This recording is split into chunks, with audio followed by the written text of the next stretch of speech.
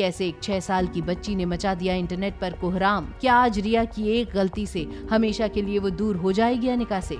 और क्या little angel की पहचान आ जाएगी सबके सामने? मल्होत्रा हाउस में अंजलि मामी ने रिया को नाश्ता करवाया। नाश्ता करने के बाद रिया ने बहाना बनाते हुए अंजलि मामी से कहा, आज पहले ही दिन स्कूल में बहुत सारा होमवर्क दे दिया है मुझे।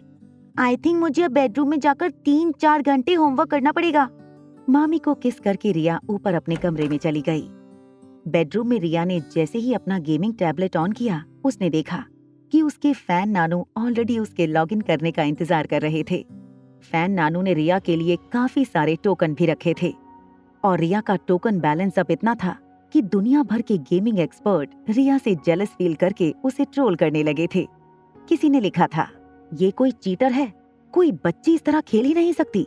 अगर ऐसा नहीं है तो कहो तुम्हारी स्वीट लिटिल एंजल से अपना कैमरा ऑन करे और चेहरा दिखाए। कमेंट्स जब आने लगी तब रिया फिर से अपने माइक के पास जाकर बोली, I am already 6 years old। मैं अब बच्ची नहीं हूँ, ये बात आप लोग ध्यान से सुन लीजिए। रिया की ये कमेंट सुनते ही अचानक पेज से जुड़े सारे लोग शांत हो गए। फिर से एक ट्रोलर ने अपनी कमेंट में लिखते हुए कहा, मैं 6 साल की हूँ और कोई बच्ची नहीं रही, ये कहकर लोगों को फिर से फंसा रही हो। तुम कम से कम 40 से 50 साल की हो जो लोगों को बेवकूफ बनाने का काम कर रही है। मुझे बताओ, कोई 6 साल की बच्ची क्या इतना अच्छा पढ़ सकती है? क्या इतने अच्छे जवाब दे सकती है? रिया ने अपनी जिंदगी में कभी भी लोगों के इतने सारे एलिगेशंस का सामना नहीं किया था। रिया ने अपने डेस्क पर जोर से हाथ मारकर कहा, ओके, मैं अभी कैमरा ऑन करती हूँ, वेट अ मिनट। वहाँ मारवा इंडस्ट्रीज की हेड ऑफिस के टॉप फ्लोर पर रोहित मारवा फ्री हुआ था। उसने सामने बैठे आर्यन को देखा। आर्यन पढ़ाई करते करते सो गया था। पता नहीं क्यों रोहित को गेमिंग प्लेटफॉर्म पर सुनी हुई उस बच्चे की आवाज याद आई।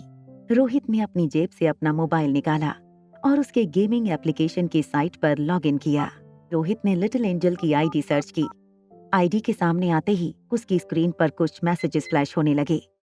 किसी ने लिखा था, लिटिल एंजल सचमुच 6 साल की बच्ची है। तो किसी ने लिखा था, लगता है ये लिटिल एंजल भगवान का कोई करिश्मा ही है।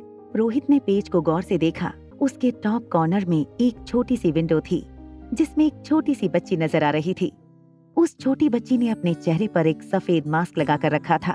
अपने ट्रोलर्स को वार्निंग देते हुए रिया ने गुस्से भरी आवाज में कहा, अब देख लिया मैं कौन हूँ। मैंने कहा था ना कि मैं झूठ नहीं बोलती। आई नेवर लाई। अब जिन जिन ने मेरे फ्रेंड नानू का और मेरे सपोर्टर्स का डिसरिस्पेक्ट किया है, वो सब मेरे लॉयल फ्रेंड से और मुझसे माफी मांगे। तभी फिर से स्क्रीन पर कमेंट्स आने लगे। किसी ने लिखा, I am sorry, I was wrong, please forgive me Bigg Boss. Riya के जितने भी ट्रोलर्स थे सब चुपचाप तमाशा देख रहे थे। तभी किसी ने पूछा, क्या हम सब जो तुम्हारे लॉयल फैंस हैं उनका तुम पर इतना भी हक नहीं कि मास्क के पीछे का तुम्हारा प्यारा चेहरा देख सकें?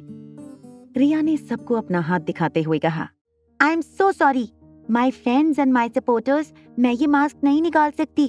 मुझे डर है कहीं मेरे डैड मुझे देख ना ले। रिया की इस बात पर किसी ने कहा, मगर तुम डर क्यों रही हो? गेमिंग प्लेटफॉर्म से तुम इतने पैसे बना रही हो। मुझे लगता है इतने पैसे लेकर तुम्हारे पापा को तुम पर गर्व होगा, वो तुम्हें नहीं डांटेंगे।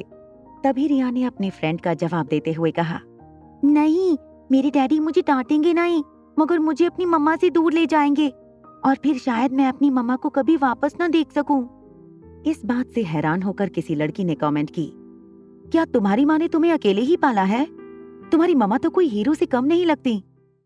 जैसे ही रोहित ने ये कमेंट पढ़ी, उसे अचानक आर्यन की याद आई। साथ ही रोहित को आर्यन की माँ पर भी गुस्सा आया कि एक तरफ इस लिटिल एंजल की माँ थी जो इतनी महान थी और एक तरफ आर्यन की माँ जो माँ कहलाने के लायक भी नहीं थी।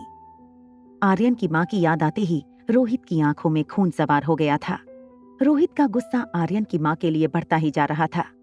अनजाने में अपने हाथ में आर्यन की जो किताब पकड़ी हुई थी वो रोहित के हाथ से छूट गई और पास पड़े आर्यन की राइटिंग टेबल पर पड़ी। किताब की आवाज आते ही आर्यन जाग गया।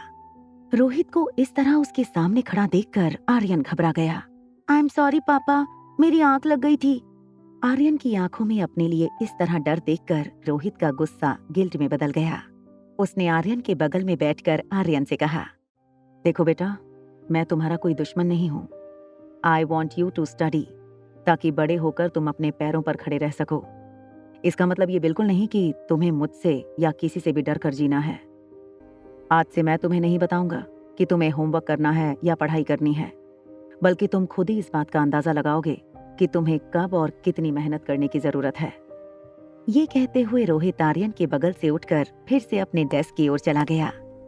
रोहित ने अपने मोबाइल स्क्रीन पर लिटिल एंजल की विंडो एनलार्ज करने की कोशिश की। उसने देखा कि बच्चे के चेहरे पर अभी मास्क लगा हुआ था। रोहित ने बच्चे को 10,000 टोकन का सपोर्ट भेजते हुए कहा, बेटा, तुम्हें अपने पापा से डरना नहीं है। मुझे लगता है तुम्हारे पापा तुम जैसी गुड़िया डिजर्व ही नहीं करते। जैसे ही रिया ने रोहित मारवा के अकाउंट से ये कमेंट आते हुए देखी, रिया ने बिना सोचे माइक पर कह दिया, पापा, आप अपने बारे में ऐसा कैसे लिख सकते हो? जैसे ही रिया ने माइक पर यह कहा, रिया को अपनी गलती रियलाइज हुई और हड़बड़ाहट में उसने अपना बैलेंस खो दिया। बैलेंस खोते ही रिया के मुंह से मास्क नीचे गिर गया। क्या रोहित के सामने आ जाएगी रिया की सच्चाई? क्या रोहित अपनाएगा उस बेटी को जिससे वो अब तक था अनजान, या फिर रिया हमेशा के लिए रह जाएगी अपने पिता के प्यार से दूर?